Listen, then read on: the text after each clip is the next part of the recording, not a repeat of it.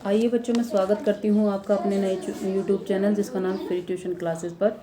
मैंने आपसे कहा था कि मैं आपको Hindi grammar, English grammar, maths, इसके अलावा एसएसटी, हिस्ट्री, सारे सब्जेक्ट की प्रॉब्लम सॉल्व कराने वाली हूँ।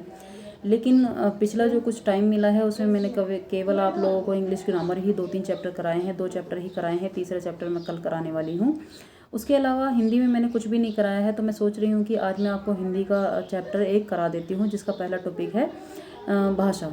भाषा देखो बच्चों, भाषा जो हम आपस में बातचीत करते हैं मौखिक रूप से या अपने मुंह से कुछ कह करके अपने विचारों को दूसरे से व्यक्त करते हैं, इसे नॉर्मली भाषा कहा जाता है।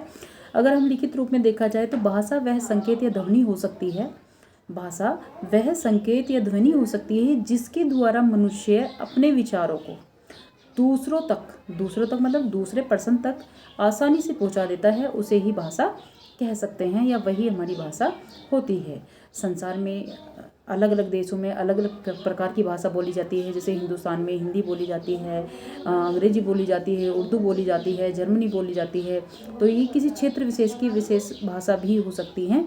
इसके अलावा जो भाषा के भेद की बात अगर की जाए तो भाषा नॉर्मली 3 प्रकार की, कहीं कहीं 3 प्रकार की बताई जाती है, कहीं 2 प्रकार की बताई जाती है। वैसे भाषा 2 ही प्रकार की होती है। नंबर 1 तो होती है हमारी मौखिक भाषा। मौखिक भाषा क्या होती है कि जैसे मैं अपने मुंह के द्वारा बोल करके कह करके आपको अपने विचार प्रकट कर रही हूँ, बिल्कुल इसी भाषा को क्या कहते हैं, मौखिक भाषा कहते हैं। एक इसके अलावा होती है लिखित भाषा। लिखित भाषा जो होती है वो वह भाषा होती है जो हमारी किताबों द्वारा या किताबों में लिखी होती है या फिर अखबार में लिखे होते हैं। जो विचार अखबारों में लिखे होते हैं उनको पढ़ के हम समझ जाते हैं कि दूसरा हमसे क्या कहना चाहता है, वो होती है हमारी लिखित भाषा। उसके अलावा कुछ विद्वान लोग या कुछ लेखकों ने माना है कि एक तीसरा रूप भी भाषा के अंदर पाया जाता है, वो होता है हमारा सांकेतिक भाषा का। सांकेतिक भाषा मतलब जब हम अपने मन के विचारों को या अपने दिल के विचारों को किसी को प्रकट करने के लिए या फिर किसी दूसरे पर्सन को बताने के लिए हम किसी संकेत का या इशारे का सहारा लेते हैं, तो वो वाली भाषा जो होती है वो सांकेतिक भाषा कहलाती है। नॉर्मली भाषा जो होती है उसके यही 3 रूप होते हैं। मैं उम्मीद करती हूँ कि आप लोगों को अच्छे से समझ में आ गया होगा।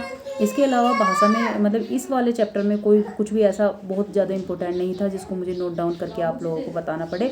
इसका मतलब ऐसा बिल्कुल नहीं है कि मैं आपको नोट डाउन करके नहीं बताने वाली हूँ। जिस टॉपिक में ज़रूरत है मैं सभी को नोट डाउन करके बताने वाली हूँ और आपको बोर्ड के द्वारा पढ़ाने वाली हूँ। बाकी इस वाले चैप्टर में मुझे कुछ इम्पोर्टेंट इतना नहीं लगा था जिसको मैं आपको लिख करके समझाने की कोशिश करूं, तो इसलिए मैंने इसको मौखिक रूप से ही वीडियो को बना दिया है। आप लोग बने रहिए मेरे चैनल के साथ में, मेरे चैनल को सब्सक्राइब कर लीजिए और घर पर बैठ करके अपने स्टडी को कंटिन्यू करते रहें। धन्यवाद।